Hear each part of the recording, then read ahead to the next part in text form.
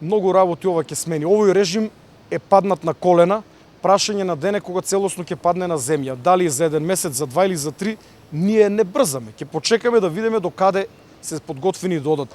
Кога ќе падне овој режим, овие кривични пријави ќе бидат процесуирани. Тие сега уживат во нивната комоција, заштитени се од власта и мислат дека се недопирливи. Но работите ќе се сменат. Тогаш оваа кривична пријава можеби само дополнета и доработена, некој јавен обвинител кој што навистина се грижи за македонските закони ќе ја процесуира.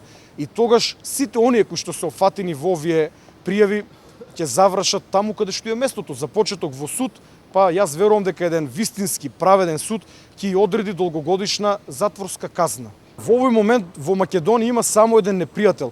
Тоа се творците, креаторите и одржувачите на овој режим. Неколку десетици, можеби стотина луѓе. Јас не гледам никаква тензија помеѓу македонците и помеѓу албанците, напротив, мислам дека никој пат не било помирно. Сега сите очи се свртени кон политичките бомби и кон исходот.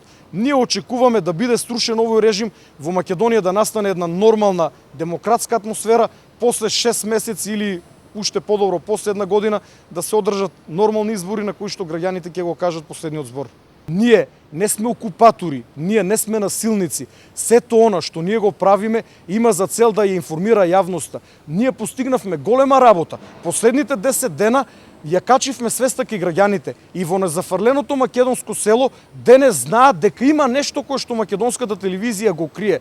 Тоа предизвикува љубопитство кај граѓаните да свртат на другите телевизиски канали и да ја слушнат вистината за Македонија која што ја објавува опозицијата.